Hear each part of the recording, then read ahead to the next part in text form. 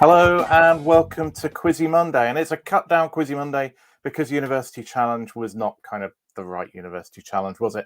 But we had a great Mastermind episode and a great University Challenge, not a University Challenge, Only Connect episode. Sometimes I trip myself up with these words. Anyway, before we get going, last week we let you know that we are having a World Quiz Awards on the 2nd of January. It's going to be a live show. We asked you to put nominations out. We asked you to give us nominations for the World Quiz Awards.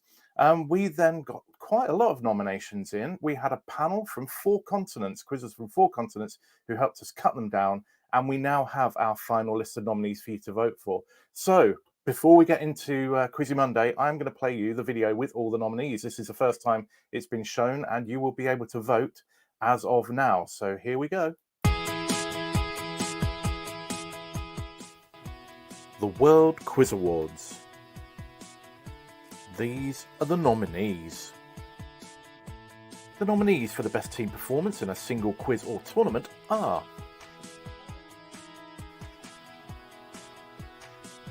Belgium for their win in the Quiz Olympiad Nations Cup, Crabs for their Connections Online Quiz League Season 2 win, Estonia for their outstanding play in the Quiz Olympiad final versus Belgium, the Jeff Maltby Fan Club for the second of their 2 OQL Division 1 titles, JFDDGI for winning the Quiz Olympiad Team Championship, and Warwick University for winning all 6 matches en route to winning University Challenge.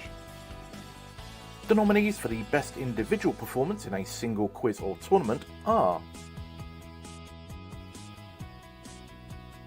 Didier Briere for his second place finish in the World Championships, Jonathan Gibson for becoming the youngest ever winner of Mastermind, Victoria Gross for her victory in the International Culture Challenge, Mark Henry for his gold medal in the Quiz Olympiad individual competition, Evan Lynch for his win in the British Quiz Championships, and Ronnie Swiggers for his win in the World Quizzing Championships. And the nominees for the overall Team of the Year are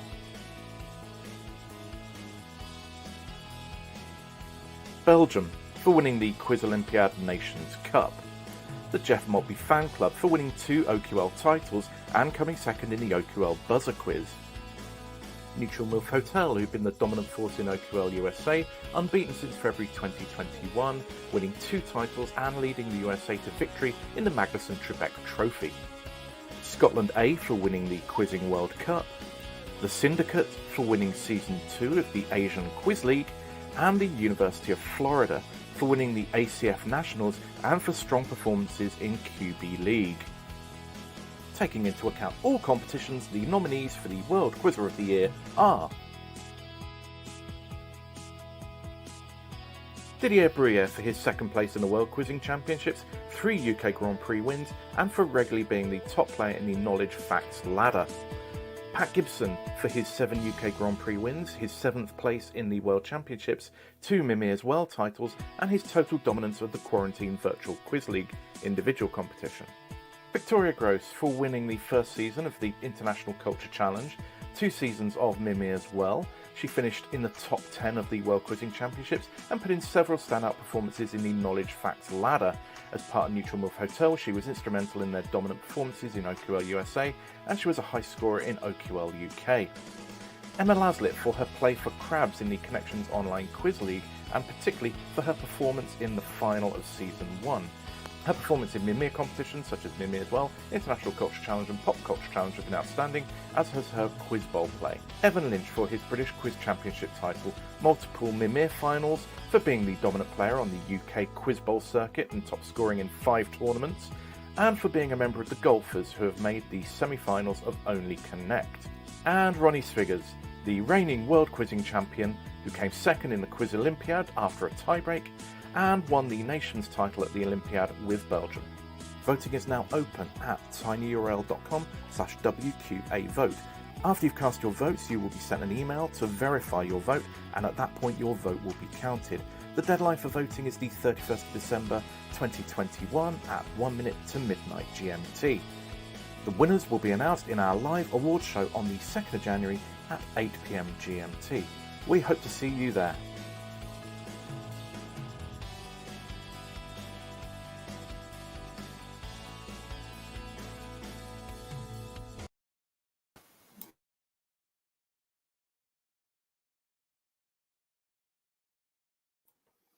So there we have it. Those are the nominees for the 4 awards. You can get voting right now. But without further ado, let's bring on Sarah Trevarthen and Jonathan Cairns, who we saw earlier in Mastermind and Only Connect, respectively. There's Sarah and there's Jonathan. Hello, both. Hi. Hi there. And congratulations to both of you. Victorious. Yeah, it must feel pretty good. It must have been a little while since you filmed it, so seeing it must feel pretty good. Sarah, watching it back, Mastermind, bring back any uncomfortable or particularly comfortable memories, nice memories? Yes. I mean, to be honest, I didn't remember anything I got asked in the general knowledge after question 2, so it was interesting to watch it from first principles, to be honest. But, yeah. Jonathan, did you have a similar kind of question amnesia when you were watching yours back? Yeah, definitely. I mean, it's all a bit of a blur when you're doing it, right? You're and the adrenaline's still flowing now, and I've just watched it rather than actually had to answer anything. So, but yeah, I mean, certain questions I certainly remembered, but as people have discussed before, it's always the ones that you get wrong that you remember, isn't it? Yeah, you do focus on them. So we started the evening with Mastermind. It was nice, at least we started with 2 proper shows. I thought University Challenge was pretty good, all things considered, but it's not the real thing when there's nothing much at stake, is it? Sarah, what possessed you to go on Mastermind? I'm not entirely sure. I mean, I'm fairly new to quizzing generally, and a few people have said, "Oh, you should have a go." It seems like something that everybody does, and I applied, not expecting to get any further, and then found myself sat in the chair. And were there times when you regretted this decision? I don't know what I was expecting. It was a lot harder work than I thought. So, I mean, I don't know why I thought that, because obviously it's hard work. But yes, I mean, obviously I got into the second round. So to have then to start another one sort of a week later, that was quite tough. You sort of get a bit of a week's downtime and then starting something else from scratch, which was quite hard work, really. But all in all, it's been a really great experience. And so you said about hard work twice there. Can you give us an insight into the prep that you've done for Mastermind, how you went about trying to nail a specialist subject? I mean, the subject I did in the first round, Rocky Horror, was probably a really good one to start with. It wasn't my first choice, but the question setters liked that one, and it's something that's sort of so ingrained in me. It was probably quite a good one to start with, because the film I could probably recite the script without even a thought. But just learning the background of it, I found very, very interesting. But there was a lot of reading, a lot of sort of maybe a bit more granular analysis of the film and the characters and the lyrics. But Yeah, it was. I really enjoyed it as a subject, actually.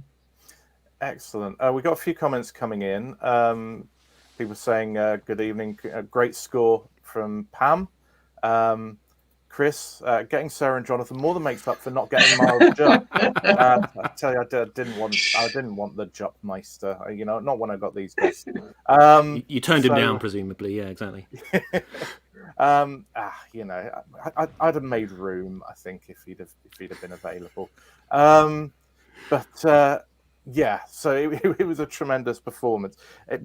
The work that you put in, did you do anything like flashcards, or did you just make notes? Well, how was it? I did. I mean, I started off making a lot of notes, and I've been using Anki, which been getting to grips with. I found that very useful for the specialist subjects when you're concentrating on a single topic, because it's great. Just if you're standing waiting for the tram, you can just flip through a few questions, and anytime we're on a journey, my husband would be reading the questions at me, and and I've found it really, really helpful. I'm trying to apply that more generally now to sort of more general knowledge. But the best intentions at the moment. That's a much longer game to play. Yeah, Jonathan, it is. Jonathan, have you ever considered Mastermind? I'm not sure I'm good enough to be honest. I mean, Only Connect appeals to me because it's got that puzzle element, and my recalls is all right to good, but it's not. It wouldn't be competitive. Certainly wouldn't be competitive with with any of the contenders tonight. So, I mean, I don't know. I mean, I'm not a mathematician, as has been established quite a number of times on this show. But when you were talking about Graham's number and all of that stuff, and you're a data guy, surely there's something in that kind of world, the mathsy, sciencey kind of thing. You seem to know what you're talking about there.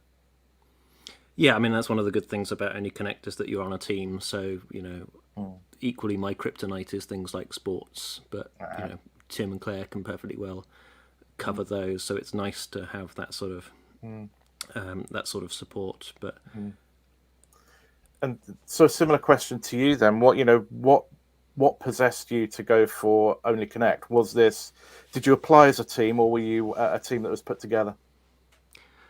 We applied as a team. Claire I met randomly on a Pictionary website in 2005. So we've I've seen her on a couple of shows since, and we kind of kept in touch through occasionally seeing each other on TV, which is a bit bizarre. But yeah, so Tim is a work colleague of hers, and she just sent a message, was like, "Do you want to go on Only Connect with us?" And I was just like, "Yeah, sure." Yeah. Well, I mean, it worked out all right. You're in the semi-finals. Catherine saying congrats to Data Wizards for getting to the semi-finals. Thank you. That's where all the best teams get to, and in my opinion, bow out. But anyway, let's just have a little bit of a focus on Mastermind before we move on to Only Connect. Although Pam's chipping in, but on Jonathan. So Dev started off relatively well, and Danielle pushed the score out a bit further. How were you feeling after those first two rounds, Sarah? You're kind of a fairly experienced quizzer, but nonetheless, you've just seen two people playing pretty well. Yeah, I mean, and particularly after Danielle had gone, and I was sort of counting on my fingers, because she was very, very good. I think she was a bit unlucky with some of the answers. I think maybe she had some 50-50s that went the wrong way. That certainly. So I think she was a bit unlucky. Deb was very, very good. Maybe sort of got a bit bogged down, paused a few times, I think. But he was very composed, but maybe just paused a bit too much, which was unfortunate for him. But yeah, I mean, I think had I had some of the other question sets, I think Sean, the guy who came fourth, had a really tough set of questions, I think. Yeah. Would not have done well with those, I think. Because, I mean, we've had it before where people have picked a series of books, and it's a tough old thing to try and nail a subject like that with all the characters, all the plot points. Can be anything. Last week, I think we had what was a chapter title in a particular book. It was, so it was tough, and you feel for the guy because he's clearly done work, but it was just passing him by the question after question. But I think he okay. I mean, he lived locally, I think, so he sort of disappeared quite soon after. So but yeah, he seemed okay. Well, that's good, because his 4 points could have really kind of set his head. He could have just gone at that point, and it didn't. You, on the other hand, perfect round. Felt like there was one where you had to kind of reach to the recesses of your brain to pull it out, but absolutely superb round. You couldn't have dreamt of it going any better than that, could you, Sarah? Absolutely. In fact, I was quite lucky. The only one that I didn't actually know was the last one, and so because I had a little bit of time to think about it, I managed to get that. So it was quite fortunate, I think. But nothing really that fortunate. If you've done the work and you prepare properly, you get 13 out of 13. That is a reward for picking a smart subject and preparing it well. So yeah, brilliant. It's really good. We've had a few perfect rounds in specialist subjects this season, but not that many. So pretty good. So you're on 13, Danielle 11, Dev 9, Sean bringing up the rear on 4. He pulls it back in general knowledge. He gets comes to a respectable score. You have to feel for Dev though in that general knowledge round. You sometimes see the pass spiral, but his was just an incorrect answer spiral. He just couldn't fish a right answer. Yeah, he didn't seem to panic. He just couldn't get the right answers out, which was a real shame. I think he's a lawyer, so he's probably used to dealing with that sort of pressure and questions. But yeah, he just couldn't come up with the right answers, which was a shame because he knew his stuff. Yeah, I mean, he did. I mean, there was a run of 3, 6, I think about 9 X's, which, I mean, that ended his hopes. But he did at least finish it with a correct answer, which was a relief. He was unlucky. I don't know if you caught this, either of you. Well, probably did, I'm sure. The ventriloquist pronunciation. Yeah, I thought that was quite harsh. Yeah. But yeah. I mean, I don't know. Close call, that one. Yeah, I mean, I put it down to the sort of thing where your head is already swimming because because it's all going badly wrong, and you know the right word, and it just kind of mangles a little bit as you bring it out. For me, that was just kind of pressure. It's not a knowledge thing. It was a pressure thing, and again, when it's not going for you, just everything goes wrong. Yeah, and I think Danielle had a similar one, the color blindness one, which was again unfortunate and. Yeah, because it's a little bit like Only Connect and other quizzes where sometimes if you say less, they'll prompt you to give more. In that case, blindness, they took that because it is different from color blindness, but nonetheless, in other instances you might be prompted for an additional word. Yeah, again, I think that was quite a close call, that one. Yeah. Indeed. So Danielle, she came out with a good round, 10 points, which pushed the bar out for you. But 15 correct in your general knowledge, Sarah. The point at which I sort of felt settled. The second question, the Scarlett O'Hara question, it's one of those. I think I probably know this, but I'm not going to come up with the answer. And I was really pleased, managed just to say something flippant and move on. My fear was I was going to then ponder on something for ages and not get it. And I think at that point I just settled, and then I can't remember any of the other questions. It just went by in a dream. Yeah, it was superb. 15 out of 19 questions answered correctly. 28 points is going to be one of the highest scores that we've seen in this entire first round, as Claire's pointed out. The other 3 perfect rounds were all in the same heat, so really, there've been 4 and you got one of them. By any stretch of the imagination, looking back at any year of Mastermind, 28 is a great score. coming off the back of that, you must have been feeling tremendous. Is it, you know, what are your feelings when it's all over? It's sort of elation. Obviously, commiseration to the opposition. It was quite good, actually. It was the night of the England-Sweden game, so a few of us actually went to watch the football afterwards, which was a good decompress. Yeah, elation. But then you think, oh, I've got to think of something else to do now. So your mind then starts ticking over into, where do I go from here? Because this is something I know intimately. So the next one, by default, is going to be slightly more difficult or much more difficult. Yeah, a mixture of emotions, really. So what was the thought process, and what did you end up with for the semi-final? My semi-final subject is the band Pulp. Oh, excellent. Yes. Okay. Which was great. I mean, I'm a big fan of them, but I didn't necessarily know a lot about their history, so it was a lot more work. And I'm sure my husband was very sick of listening to early Pulp tracks for 2 months. Oh, poor Noel.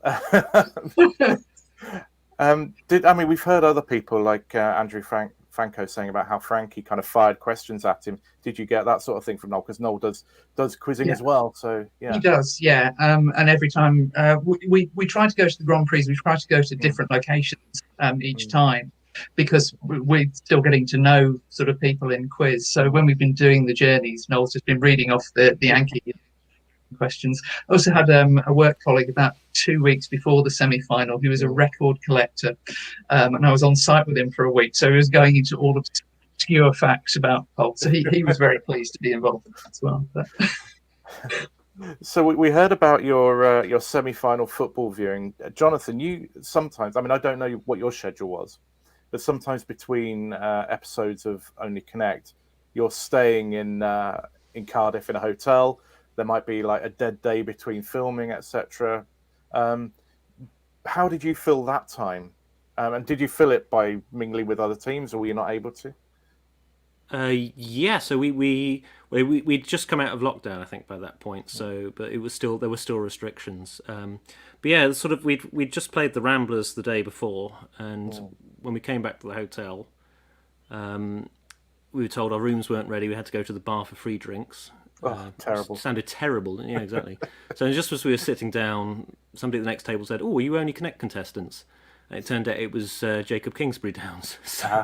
So we had a nice chat with the discotheques, and I think we were about a pint and a half in when we did the maths on the tournament, and we realised that if they beat the Steelers, then we'd be playing each other the next day.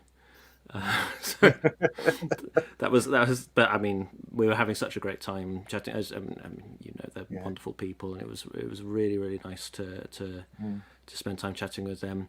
And then the call up time the next day was 3:00, so we had time in the morning and the afternoon. And as I think Tim mentioned at some point on the show, we basically got some ice creams and went to the beach and just stood out there staring at the waves, because it's, we were aware that obviously all the teams in Only Connect tend to be pretty tricky, and we're going to have a fight ahead of us. So, what better way to deal with that than ice cream and beach? Indeed, there is a thing, isn't there, about when you go to film a show, and I don't know, Sarah, you must have been staying over in Belfast as well, then presumably, where if you walk into a hotel or you go into the lobby or in the bar or whatever, and you're just scanning the room to see quiz-like people. Yeah. Firstly, is there somebody I recognise? I hope to God there isn't, because then I could be in trouble. But then just, who looks like a quizzer? So Jonathan is like that. Yeah, you look like an Only Connect type of person. Sarah, were you scanning the hotel lobby about, Yeah, definitely. I did run into somebody I knew. I've actually, she was filming every time the same time that I was, so we ended up sort of chatting every time.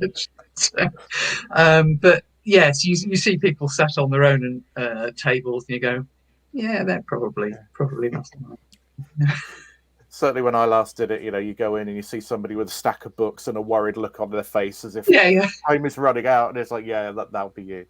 And when we did Only Connect for the second time, I think it was, and walking in, and we just got chatting to a bunch of people, and there were Felina Files, Helen Lipple, Simon Koppel, and Simon Tremaine, I think. And yeah, it's just that sort of thing of, oh yeah, you kind of look a little bit like our kind of people and kindred spirits, and then the conversation flows, doesn't it? I mean, Jonathan, you're dealing with Jacob. That there's not going to be any hassle with the conversation in that regard, is there? No, there weren't lulls in the conversation for sure. I think that's the thing I've noticed, that I've not been quizzing. Quizzing people are interested in everything, so you can usually find a common topic to talk to somebody about, and they're generally quite interesting people, I think. And and the audition process intentionally selects for people who are personalities and interesting and likable. So, you know, it's one of the big perks of applying for random TV game shows is the people you get to meet. Yeah, definitely. And you know, when you're saying about people are interested in things when they're a quizzer, it's absolutely that thing of when you're in the green room and you're trying to kill time, and there's a lot of time to kill. So it'll be, oh, what subject are you doing? And then people will find, oh, you know, I know a little bit about that, or I don't know a little bit about that. You know, they'll find a way into making a conversation happen. Yeah. It's that's quizzes for you. We've got Brendan McMorrow. Looks to me as if difficulty of GK questions fluctuates a bit from heat to heat. Some weeks feel a bit kinder than others. I don't know. Have either of you had a sense of that watching the show? Sarah, having played on it and then watching others? Yeah, I mean, obviously, when you're sat in the chairs on set, you're trying to answer other people's questions, even though it's of no use to you, obviously. But you're trying to answer other people's questions. But some of them I've found more difficult than others. I thought Sean had a particularly tough set in this heat. But then again, I suppose there's things you know and things you don't. That's if they don't end up in your wheelhouse, you know, it's you can absolutely. I mean, Jonathan, talking about struggling, your previous round, was it round the episode of The Great Blank? Was that the one? Oh, it's got that name now, has it? Yes. Oh no! Because I'm trying to think how to call it. Yes. You know, when you know, we've seen some episodes of Only Connect where, you know, you can dive in and you know the questions, you know both sets of people's teams' questions, etc. But you've had the opposite experience where everything ended up being a bit of a blank. How was that to be in the studio at that point? Well, it was pretty brutal. I mean, I think though we didn't mind so much because both the teams were getting the questions wrong, and we know that the Ramblers are incredibly strong. So, you know, if it had just been us getting it wrong and the Ramblers were picking up all the points, then that would have been really, really rough. But I think we got the sense that they were all very tricky questions, so we didn't mind too much. Yeah. Well, obviously, you don't like getting questions wrong.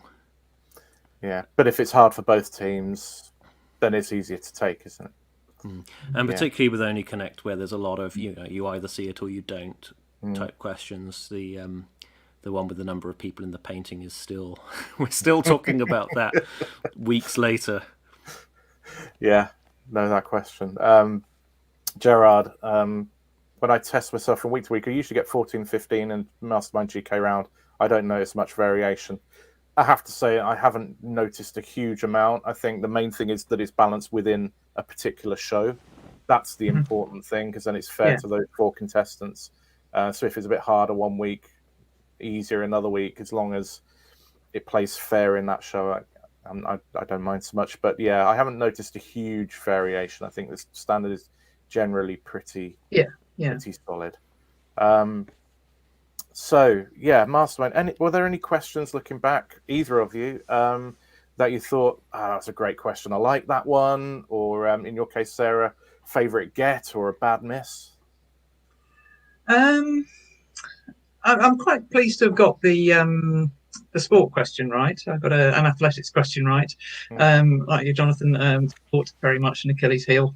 But I suppose it was an obvious answer. So yeah, good educated guess, I suppose. But I thought the questions were fairly reasonable, to be honest. Generally, yeah. Anything, Jonathan? Yeah, I mean, I liked except for Eric Cantona, I really liked all the specialist subjects. I mean, I've already admitted my sports dislike, which I think we're mentioning for the third time now. But yeah, I'm a big fan of Black Mirror. I actually know Danielle Gibney as well. I've met her in a pub a couple of times, so I was cheering her on for that.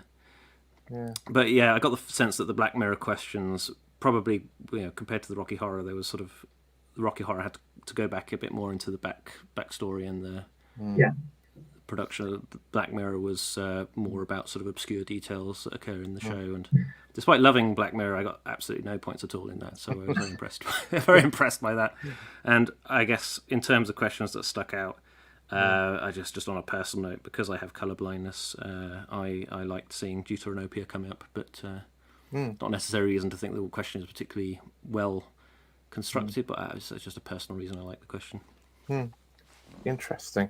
I Sarah, was quite pleased. Sorry, I was quite pleased with the when you're revising, you sort of try and second guess what questions will come up, which I was probably my sort of shoe in for a question, the Madison question, and I think you can probably see me smirk when that got asked. It is good when that sort of thing happens, because you can sort of think if I was a writer, I wouldn't be able to resist that question or whatever. So it's nice when it comes off, because you never quite know. I'm interested. You answered Psalm for Psalm Studios, and then what we saw on TV was Clyde Myra go, yes, Psalm Studios. We've heard from other contestants that some things like that were recorded later. Do you remember whether he kind of embellished his response in studio, or no, that was in studio, that one. Okay. I think okay, so that's interesting, because we heard I think Andrew Fanco when he was on, and he was giving surnames, and then Clyde Murray was consistently then going, yes, Joe Bloggs, yes, John Smith, and Andrew was saying no, he wasn't doing that in studio. So no, he did, from what I remember, he did say Psalm Studios. Okay, interesting. Well, just still trying to understand how it's working with the new gaffer in Mastermind, and he's well liked, but he's still got to try and quizzes will be trying to work out what the how to play him going forward. I think next year's contestants will have a better idea of that. But really good performance tonight, Sarah. I mean, one of the series highlights. And as you say, 1 week later, back into the next subject and diving into it. So no rest for the wicked. So we will look forward to seeing your semi-final next year now. And I'm sure we'll be talking about it then. I must say, while I'm delighted you are here, I know that you were meant to be enjoying kind of a watch party with colleagues, and that damn Omicron has got in the way. So I'm sorry that, because actually, that is an experience that would have added value to everything. But it is brilliant that you are here from a purely selfish perspective. We are going to take a short break and just look at the news for the world of quiz from the last week, of which there hasn't been a huge amount, so this will not take long. I'll pop Sarah and Jonathan back into the waiting area, and I'll bring you back in just a couple of minutes' time. So where are we? So, Quiz Week, and this was a week in which we learned that Only Connect beat Simon Cowell's new talent show in the ratings. So, yay, Only Connect, and suck on that, Simon. So, let's just have a recap. I know. Let's just have a recap of what's happened in the last week in quiz. So, in the vote for Quizzer of the Week and Quiz Team of the Week, Hugh Bennett won the vote for Quizzer of the Week for his 7 out of 8, followed by a full house.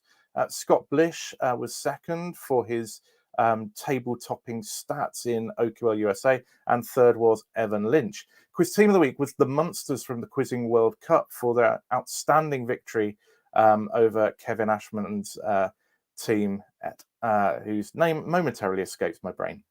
Second was Jeff Maltby Fan Club for their win in the OQL Division 1. And third was Victoria Phoenix for their outstanding victory over the Outsiders in Division 3 of OQL. We do continue to invite nominations for Quizzer of the Week and Quiz Team of the Week at tinyurl.com/ATQ nominations. We won't be running a vote next time we pick up on the 3rd of January because next to nothing will have happened over the course of Christmas. So, but keep your nominations coming in and we will keep them in store for the next time, for the 10th of January, when we do launch another vote. Broken Warriors, says Chris. Yes, that's the team, Kemi's team. What is the question? The answer the answer was Drive, and the winning question was: on Sunday, September the 3rd, 1967, Sweden did what on the right-hand side after previously doing on the left? Congratulations to Stuart Beard, who has voted the winner there. This week's answer in need of a question is whip, and we have about 30 questions, which we need you to cut down into a shortlist to be voted on to find a winner for next time. And the vote is now live at tinyurl.com/WITQWhip. So get voting on that. A reminder, you saw the video earlier. The nominees for the World Quiz Awards have now been announced. You can vote until the 31st of December, just before midnight. And that is tinyurl.com/WQA vote, and that vote is open now. And don't forget to subscribe and like our videos. It really helps other people to find us.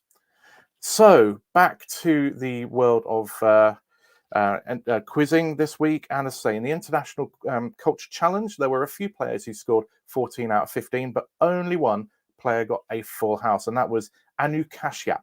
So Anu gets a nomination. The tiers are now set, and the competition is going to be moving into its closing stages. The Irish Quiz League had its semi-finals and finals tonight, and I've just received a text message from Dan O'Malley saying that Interprovinciale are the Irish Quiz League champions. Highly appropriate, since they were the only team undefeated all season. The final came down to the last question. So Interprovinciale will get a nomination for Quiz Team of the Week, and they may not be on our presentation just yet, but we will add them to the vote, and you'll be able to vote for them. So congratulations to them. In the Merseyside Quiz League President's Trophy, Ormskirk sit on top of the President's Trophy table after 4 matches. They won both of their matches this week, and for that reason, they get a nomination. QB League season has concluded, and the winners of Division 1 were the rather dodgily / inappropriately named these child grabbing classes were worth every penny. But I'm just reporting.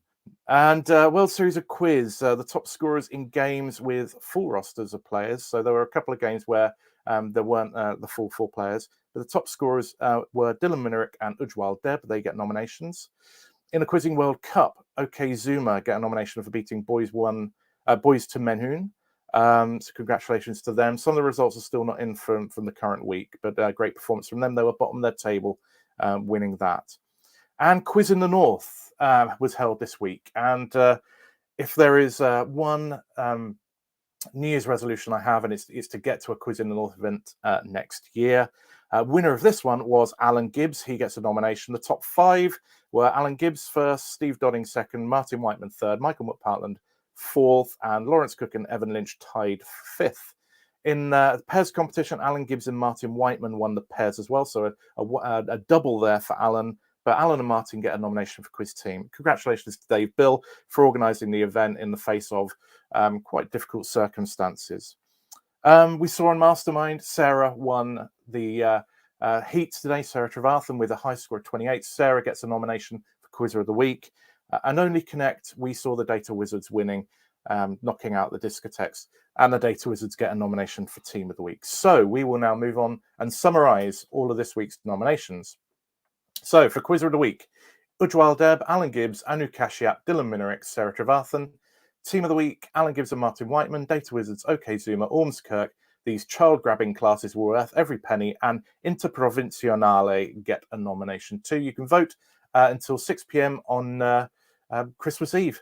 and vote at tinyurl.com/QW20deck. That's tinyurl.com/QW20deck. And that is it. So we will now return after that pell-mell journey through the world of quiz this week and bring Sarah and Jonathan back. Hello, both of you. Hello. Congratulations, both of you, for your nominations. Good luck in the vote. So, yeah, Only Connect. And it was a close-fought thing for much of this contest, Jonathan. Going into it, looking at your opposition, did you know anything about how good they might be and what your prospects were? I mean, they seemed very clever from the chat we had with them the day before, but I mean, other than that, obviously we knew they'd made it to the they made it to the quarterfinal. They must be very good. So, but we didn't really know what to expect. So, I mean, going straight into round one, the fact that Jacob was able to pull out that intestines answer against us really put us on the back foot. I mean, that was a tremendous answer. Yeah, right from the hitting the ground running in that episode and seeing splitting the word in half and seeing that each half is an anagram was, that's enough to give you the win whams. But it didn't, because you picked up the stands, didn't you? Which I think was your next question. So yeah, I mean, watching that back, it's very easy. Obviously, once you know the answers and you go, you should come in. You don't take another clue so quickly, but I mean, that's a fairly classical general knowledge one that maybe if we'd paused a bit, we'd have got it. But I basically pushed him to get the next one. So, did you have any kind of team tactics on, on in what circumstances you might go for a 5-pointer? Or when you would hold back, or we just? I mean, we discussed it. It's obviously very rare that you can go for a 5-pointer. You need to be you need to be something like what, 4th, 6th confident. Sorry, I'm getting into a stats mode now. This is going to make everybody very, very bored. But you need to be pretty sure, and you also need to be pretty sure there can't be any other alternative sequences. So that's why last time there was a. Belarus, I think, was the first clue, and I'm like, no, we just nexted it. There's no point. There's no point staring at the word Belarus. You're not going to 5-point it. No, indeed. I was surprised at the lack of knowledge at sort of Handy Andy and Craig Phillips and Nick Knowles. I mean, these giants of the world of popular music. Bob the Builder was obviously recognised, but I mean, I begged Tim to let me pick a hieroglyph. I absolutely begged him, and of course it would be the music question that I pulled out.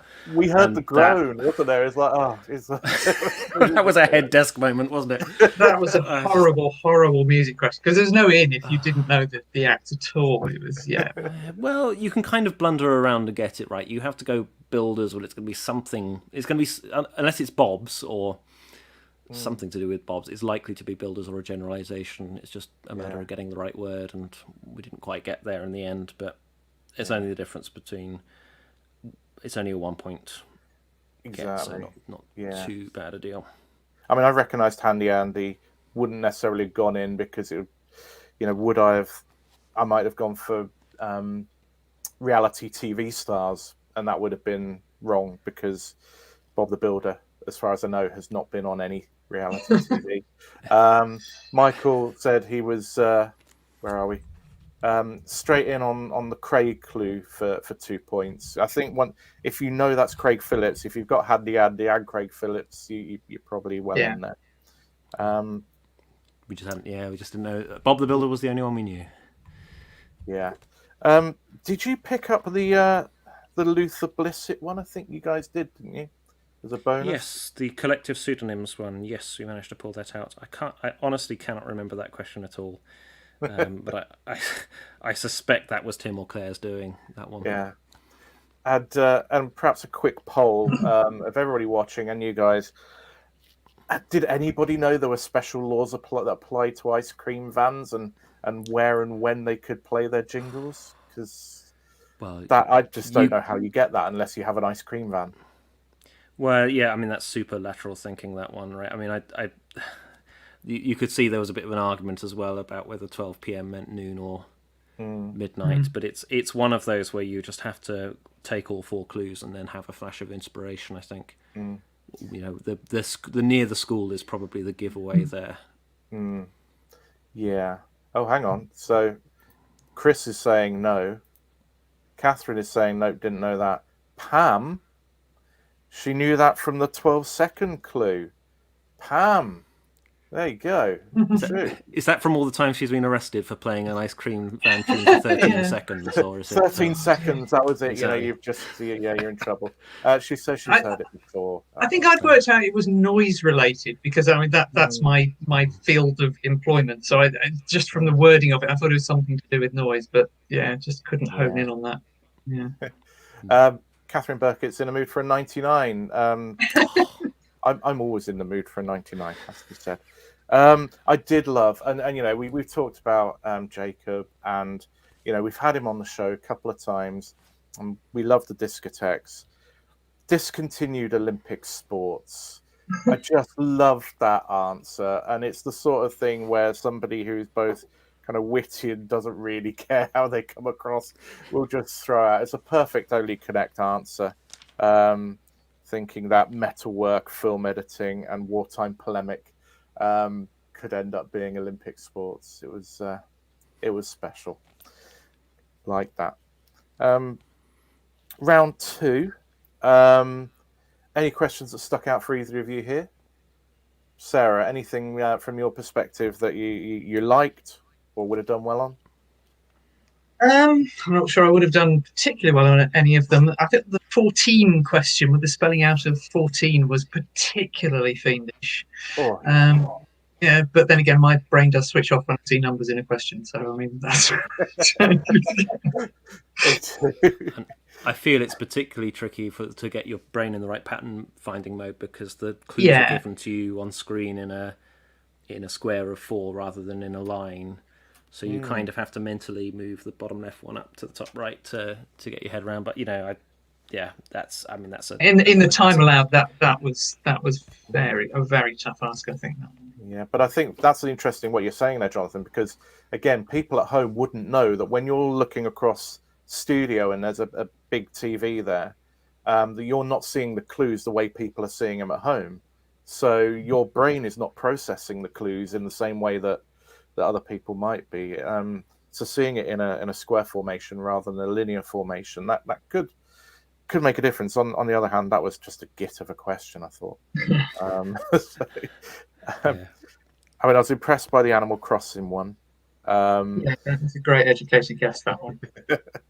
Michael is Mike. I would have been tempted on the Eddie Murphy question to be a bit awkward and gone with Beverly Hills Cop 3-1. Okay. Interesting. I think once you kind of make the mental leap that this is number of roles played, then it's a fairly easy one to get. But otherwise, you might be thinking how many films in this franchise or something like that. That was a good one.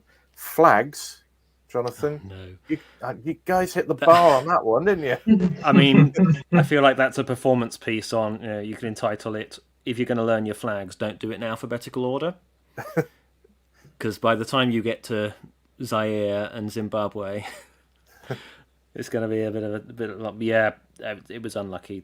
I'd just not looked at those flags for quite a while, so we might have been able to get that otherwise.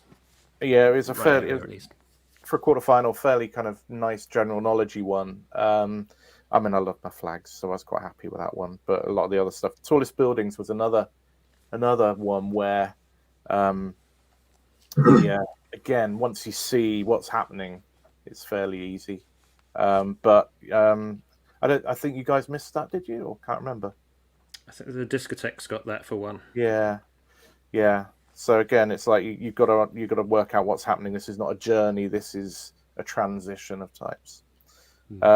Things I liked, Jonathan. Push. That was fantastic. We had Alex commenting on that a few weeks back, right? It's when you're in the studio and you can see the timer running down, there's just like your brain's going, ah! So, and in particularly in that case, right, because that was a picture question, and the reason I did it that time was because the picture was obscuring the time, if I recall. So as soon as the picture disappeared, it's like there's 2 points, go. Yeah. But, Well, that's and the worst crime is to let the time run down, isn't it? there's just never any point not guessing, right? You might as well come out with something, or at least try to dredge something up. You never know. So Data Wizards 5, Disco Tech 6 at the end of that round. I like how we've dodged the tetration question, which is a yes, so the math three point, three quantitative degrees I've got, and I didn't spot that. So, well, I don't know. I was sort of ambling towards an alternative sequence of recursion of multiplication, which is not too far off, but it's an ugly relative to the correct answer. So I'm not going to make a big deal of it. And I just didn't understand what the hell was going on. But so it's as soon as I realised it was maths and they want a proxy for something else, I was never going to get in. And I don't wear this as a badge of honour that I'm no good at maths, but I just and I was very impressed by clearly the knowledge that you demonstrated afterwards. It was just unfortunate you didn't demonstrate it for a point or. It was a little bit unlucky, but such is life. Indeed. And 1 point in it going into the walls. Sarah, what did you make of the walls? I did think they were tough this week. I don't know. Maybe thought last week's were a little bit tougher. There were more red herrings, I think, in last week's with the days of the week. But I must admit I did skip through them quite quickly because I was watching the show on catch up. So I didn't maybe spend as much time as I should have done looking at them. But they were both completed admirably. I will say that. Yeah. And you went first, Jonathan, and you got both teams actually whizzed off their first set really well, and so Catherine is amazing work from both teams on the walls. I thought actually there was good knowledge and there was good team play from both of you going through that. Towards the end, it was a little bit dicey, Jonathan. It was were you going to find that last group? Yeah, well, it's been a common theme, hasn't it, trying to dredge out that last group. I mean, to be honest, today's walls, I felt like I contributed almost nothing and just sat there and watched. Well, I was trying to solve it, obviously, but I think Tim and Claire basically had that. The last one turned out to be a general knowledge one that we just didn't quite see with the dogs. I think Tim felt he could have got the Fraser one, so he sentenced himself to rewatching Fraser episodes that night as punishment. Dear, terrible. I think Eddie was the easiest of them. Colin, if you've seen Space, the other two, I wouldn't have ever come up with those. And this was your first opportunity to see the other team's wall. What did you make of that wall and how they played it? Very hard to tell. I was really struggling with that one. I think Victoria could easily have made that £100 bet against me and kept her money. I don't know. I'll be interested to know. I haven't been able to catch up with Tim and Claire yet, but I'll be interested to know if they were able to catch them. Yeah. I thought the trees was a very good spot from them. Yes. Yeah, that was. Brendan has put was always toughen up for the quarterfinals onwards. Loved the Dutch football teams. Got it from Ajax.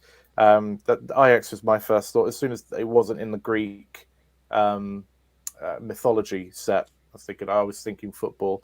The question was, what the hell are the other ones in that group? And thought Wilhelm sounds Dutch, but yes, again, your lack of sports affinity would have counted against you anyway, wouldn't it, Jonathan? If this had been your wall.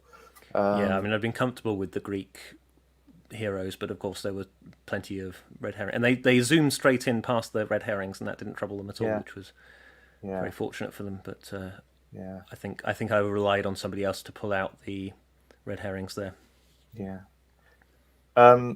Catherine, Colin is also a Dachshund from the third series of Blackadder, Dishonesty. So there you go, multiple routes into that question, as it turns out.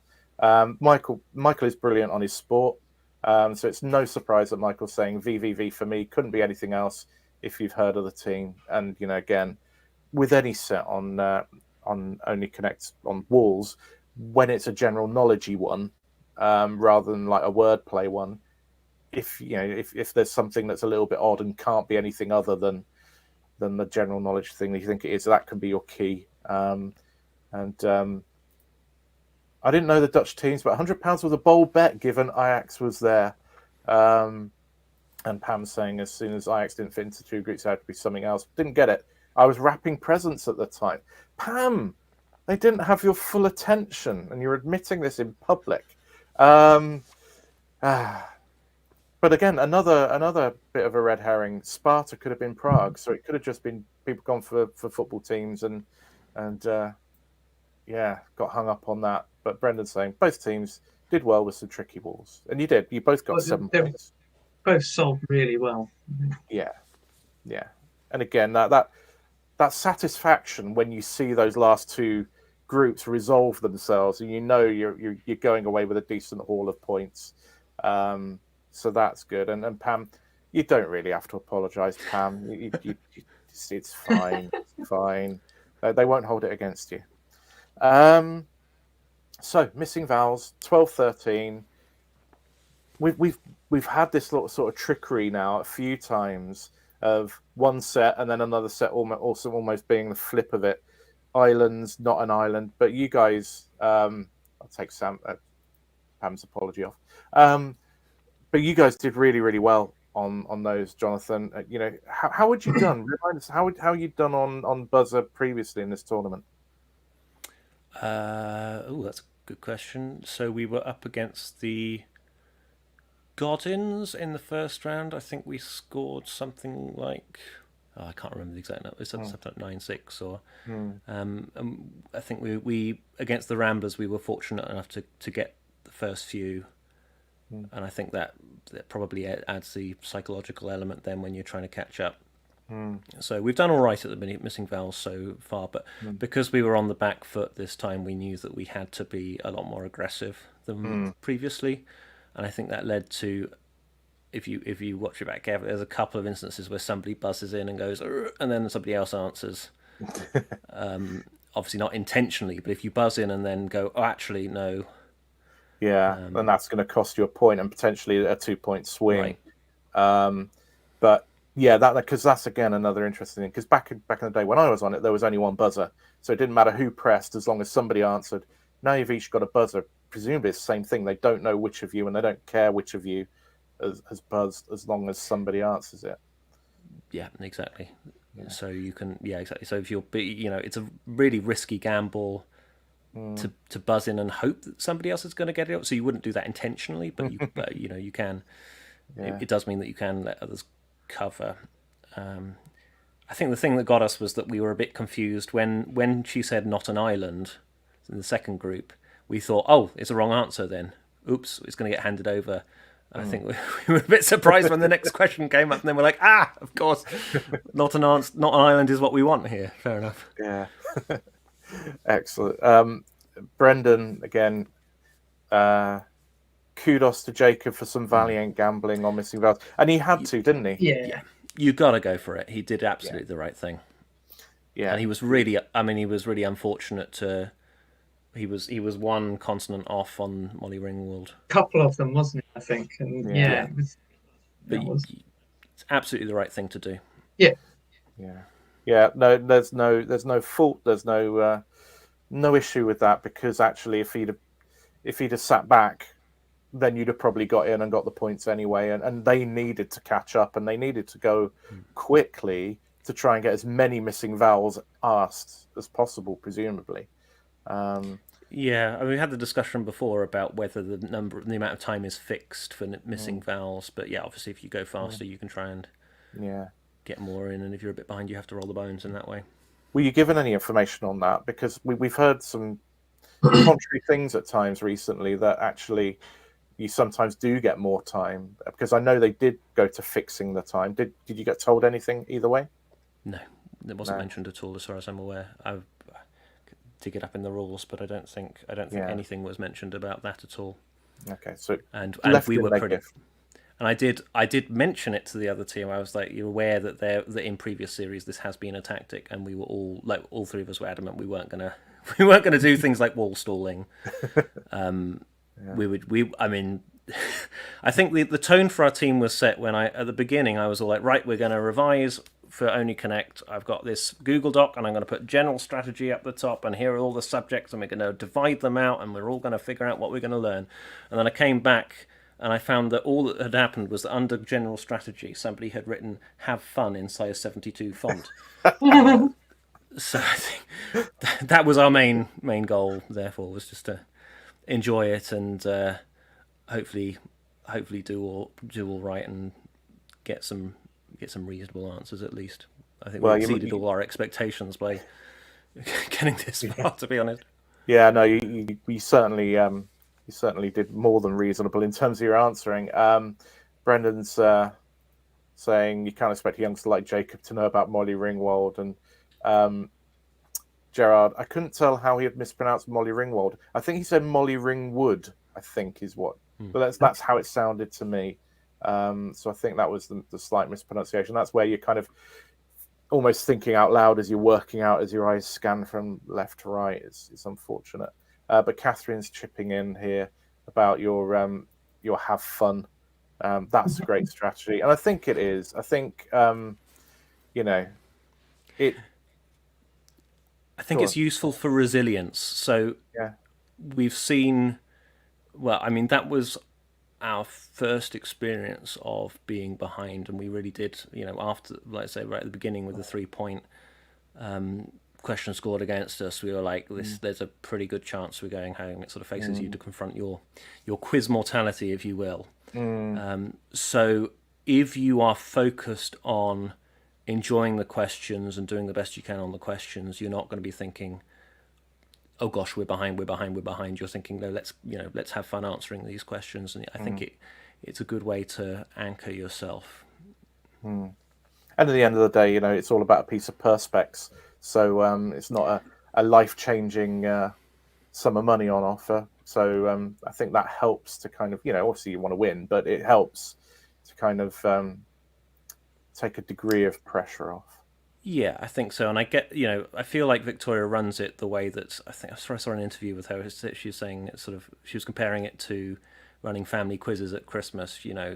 Her goal is for people to really enjoy the experience. And you've had everybody that's been on Quizzy Monday so far, Only Connector said it's just one of the once in a lifetime experience. And the production team look after you, and she's great. And it's just it was just an absolutely wonderful experience. Well, congratulations. We will see you again. And semi-finals are going to be around pretty quick. So I'll probably be knocking at your door fairly soon.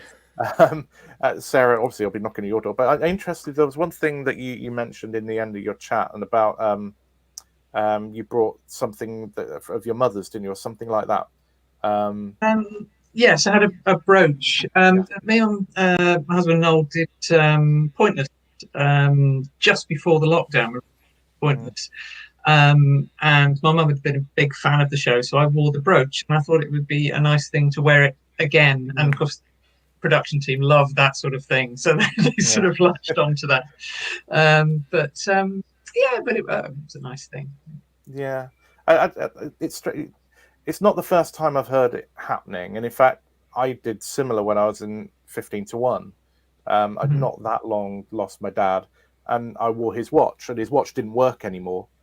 But that wasn't the point. It was that kind of, almost taking him on the journey that he couldn't view, and also a little bit of a reminder. I mean, it was fairly fresh at the time, but a little bit of a reminder that worse things happen than losing a quiz. And for me, it was a little bit perspective, and but I do think that there are. I'd be interested to know how many quizzes do things like that, which actually fly under the radar. I suspect there's quite a lot of that sort of thing. And Brendan's chipping in. Patrick wore his dad's cufflinks a few weeks back. I think, I think it is a nice thing, and I think it certainly gave me comfort. I don't know if that's how it felt to you, Sarah, but it certainly gave me a little bit of kind of comfort and perspective. Yeah. I think so. Yeah. It's nice to sort of think of my mum and how much she would have liked to have seen. Yeah, and in a way played a part in the show. Yeah. I mean, I presume it's when you're sat in the chair, it must feel like quite an isolating experience being sat there. So presumably to draw on the feeling of your friends and family must be. Yeah, definitely. It's a very surreal experience, and I've not felt it on any other show. Like Only Connect is just kind of having fun with your mates, and 15-1 was a bit more kind of like a bit of a battle royale type thing. But Mastermind, I haven't done it in this era, but as soon as the lights drop down and you can only see the question master, I felt like I was swimming in this black soup, and it was kind of like an out of body experience, and all I could see was John Humphreys, and it was very, very weird.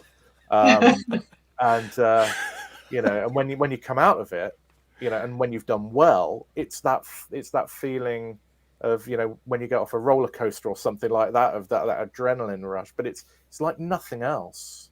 I don't know if there's anything you can liken it to, Sarah, but. I mean, I didn't really know what to expect. So the only TV quiz I've done before was Pointless, which is a very much more sort of relaxed thing. And also I was doing it with Noel. But actually, one of the things that did help is the production team were very, very friendly, and the floor manager had been an actor who had done Rocky Horror, so we had quite a long conversation about it beforehand. And that was great, actually, because it really it just put me at ease, which was nice, I thought. Excellent. Right. Well, we're at that point of the evening where I need to try and put you on the spot and ask you for your champagne moment of the evening. So it can be anything, it could be a question, it could be something you did, something somebody else did, what your champagne moment is. And I want, for people in the watching and in the chat, this is the last show of 2021. So, people could think about what was your champagne moment of this year, TV quiz-wise, any quiz-wise. Be interested in hearing what your highlights were. So while Sarah and Jonathan are racking their brains, if you can rack your brains too and whack them in the chat, and we'd just love to hear what your highlights of the year have been. Jonathan, can I go to you first? What was your champagne moment of the night? Blimey, it's very difficult to choose, isn't it? I mean, I really liked Black Mirror coming up as a subject, and but I mean, Sarah, your performance was amazing. I think I will go with that and sneak in an extra champagne moment of Jacob getting that intestines answer, which I thought was that really set a strong opening precedent. Yeah, that was a superb answer. Sarah, your champagne moment. I've got two. I mean, I thought the Animal Crossing answer was very good, because it's my sort of quiz skill is the educated guess, I think. So to see one come off quite so well, I thought that was great. Just linking several things that to come up with the right answer.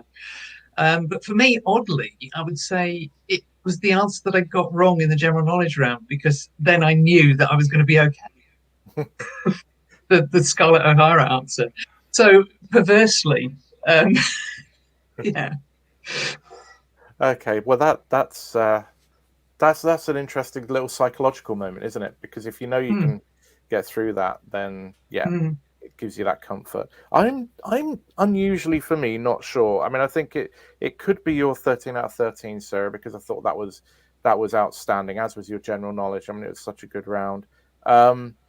I do love my flags though, and but then again, to me, because I'm a bit of a flag junkie, probably felt a little bit straightforward. I don't know. I'm struggling to think of one. I might actually go, because I spotted the red kite, and then the bone in the wrist, and I got that one. So I'd probably gone in on 3 on that one, and Lozenge kind of sorted it.